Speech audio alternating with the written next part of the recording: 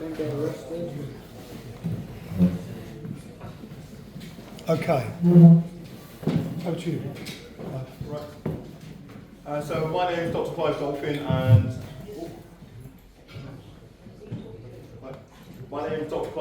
and I'm here from Defend Our Juries. So what is Defend Our Juries? We're a campaigning organisation. We campaign for juries to know their rights, for juries to hear the whole truth, and to expose the government conspiracy to try and pervert the whole system for jury trials. We're a national organisation, and I mention that and stress it because a lot of people in Yorkshire and Cornwall and other places are sick of having to come down to London in order to do actions. So if you do actions regionally, our experience is you get a lot of support regionally. How did Defend Our Juries start?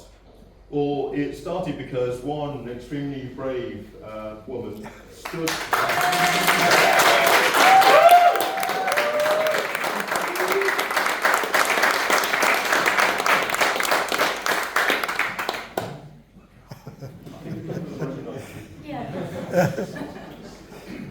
stood outside of Inner London Crown Court with a sign saying, "Jurors have an absolute right to acquit, that is to find not guilty, defendants according to their conscience." That is UK law. Because Trudi stood outside the court, and because there was a particularly grumpy judge inside the court, you may have heard of Judge Silas Reed.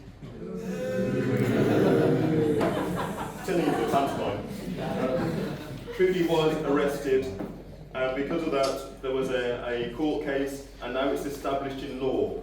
That is true, and you can stand outside of a court and tell people that it is true. I'm going to talk about a couple of things. I'm going to talk about truth in court, and then truth outside of court. So starting off with talking about truth in court. If this is the established law, you would think that everyone would want the jury to know that. No. The only group who want the juries to know that is Defend Our Juries. There is a conspiracy amongst barristers where barristers agree that they won't tell juries that they have a right to acquit according to their conscience. The defence barrister won't, the prosecution barrister won't, the judge, who is also a barrister, won't. They don't want juries to know their rights. Why don't they want juries to know their rights? Because they don't want juries to exercise their rights. If a jury doesn't exercise their rights, then that power reverts back to the judge. They don't want 12 ordinary people having a say about whether something is criminal or not. They are worried about that power being with ordinary people, and they want it back with the establishment. Since the Trudi ruling, there's been a number of court cases. And this ruling over here has really affected all of them. The HSBC 9, the judge, we got quite a good judge. He allowed the defendants to talk about why they had done what they did. We were outside of court telling the jury that they had a right to acquit according to their conscience. And the jury took up the offer. They were acquitted. The JP Morgan medics, they had a good judge. They were able to tell their story.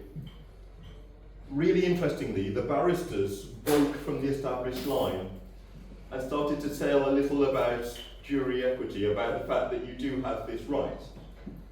It was a hung jury.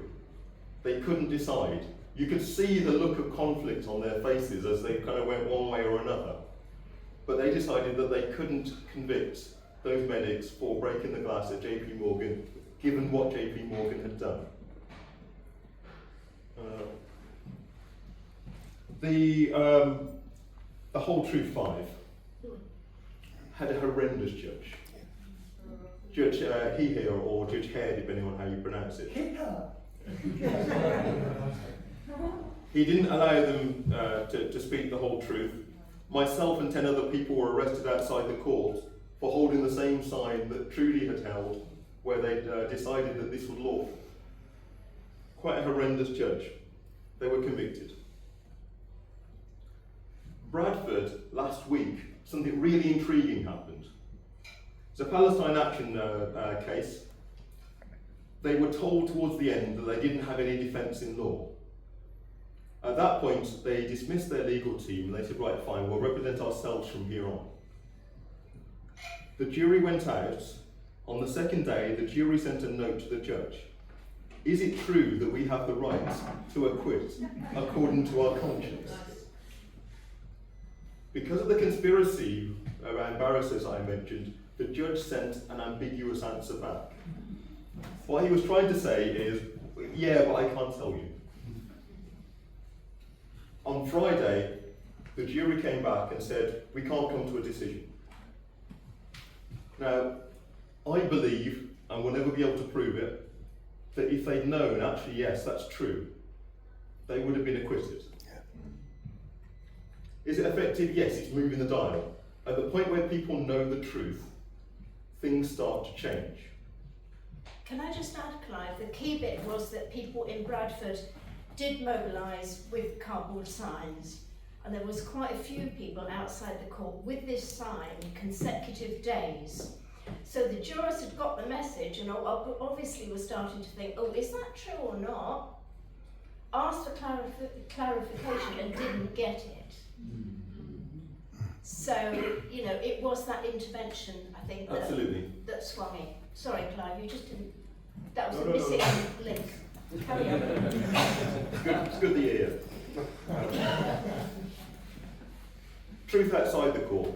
The sad fact is that human rights isn't newsworthy, but arrests are newsworthy.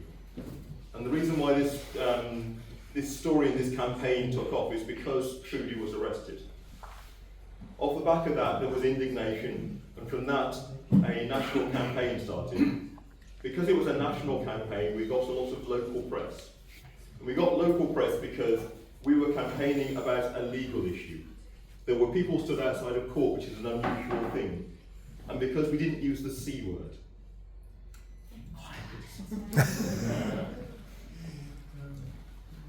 We were able to talk to ordinary people, and we had a really easy message. The wording that you see there that Trudi's holding, that's on a plaque in the Old Bailey. And this is Trudi's kind of modern English version of it. And we said, well, if it's on a plaque in the Old Bailey and it's law, how can it be wrong for someone to tell people? And it was a really easy message to convey to people. I remember being outside of Luton Crown Court, and there was a barrister who came in and he said, well, what's all this about? And I told him, he said, yeah, you're doing fantastic work. And then there were some people who were delivering barrels to the pub next door. And when they finished delivering the barrels, they said, well, come over here, what's all this? The barrister understood, the people delivering the barrels understood. It's just universally easy to understand. If the message is simple and it's easy to get people on board. The campaign deliberately targeted independent media, and I'm grateful for those members of the independent media who are here today, and also the top-end press, the Guardian, the Times, the Telegraph. And what we found is, because it's a legal story, those papers were happy to engage with us. And because it was a caring story, the independent press were happy to engage with us. What we're aware of, because we went through that route and because those things have happened in that way, is that you've got a bit of a justice lottery. If you are in an area where they have lots of rich people who are likely to read the Times, the Guardian, or you have a lot of independent thinkers who are likely to look at independent media, people are more likely to know that they have the right to acquit according to their conscience.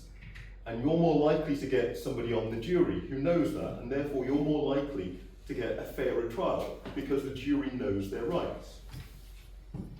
It is a sad fact that working class people are more likely to learn this information from seeing one of our vigils outside of a court than they are to be taught it in school or to have read about this in a media source, a newspaper or something that they are engaged with. And you end up with that dichotomy that in poorer areas you get a lower standard of justice because this message isn't getting through. When Trudi was at the High Court and finally the judge said, this is absolutely ridiculous, there is no basis for a prosecution, Trudi went round and a whole bunch of media organisations wanted to talk to her. And one of the things that was really interesting for me was the BBC talking to Trudi were very interested in the human side of it. How did it feel to have this hanging over you? They were very interested in the legal side of it. And then Trudi said, well, I was outside of the court because there was a climate trial on. Ooh, no, thank you very much, Trudi. That's very nice of you. On to our next article. There is a conspiracy of silence amongst the media organisations, the printed press, all of the TV channels. They make decisions about what truths they want to push out. Some of those things are very obvious. Some of those things you're thinking, well, they don't push this out because it's a left-wing paper and it's a right-wing article, so they don't want to cover it. Some of those things are really insidious. The Public Order Act 2022, and the Police Crime and Sentencing Act 2023 were pretty much written for the government by the Policy Exchange. Yeah. Yes. The Policy Exchange is a think tank. It was set up by Michael Gove. It is a right-wing organisation that takes money from fossil fuel industries, from right-wing media organisations over in the States, from those sorts of people, and then comes over here and presents them in a very respectable way and then hands it over to government. I spent part of the previous week going through their document on protest, where I can summarise it as protest is bad and should be stopped. But they are very clever at going through and saying, well, oh, this bad thing happened over here, this thing over here happened. I'm going to conflate these two unrelated incidents together and say, well, why didn't the police respond to this? Michael Gove, as you remember, suddenly discovered that Boris Johnson was not a man of good character. He stood for the election and was rejected. And I have to ask, did he not get the leadership of the Conservative Party, or did he just find that it was easier to pull the strings behind the scenes? The BBC is a different kettle of fish. It's quite subtle in the way that it does things. They don't lie about things, they just choose which truths. I was part of hundreds of people who were outside of Downing Street, where we got no press coverage whatsoever. And two people, Anna and Phoebe, walked up to the National Gallery with a can of soup, and they got the coverage. But they got the coverage because it was the National Gallery. They'll cover legal issues, they'll cover arts, but if you mention the C word, and so I'm going to ask all of you to do something for me to help that message get out. We've got a couple of signs here. In fact, we've even got the fantastic Trudi. I would ask all of you, at some point during the course of the day, take a photograph of one of those two signs, put it on your social media, and just label it as, did you know this is UK law? And just push it out there.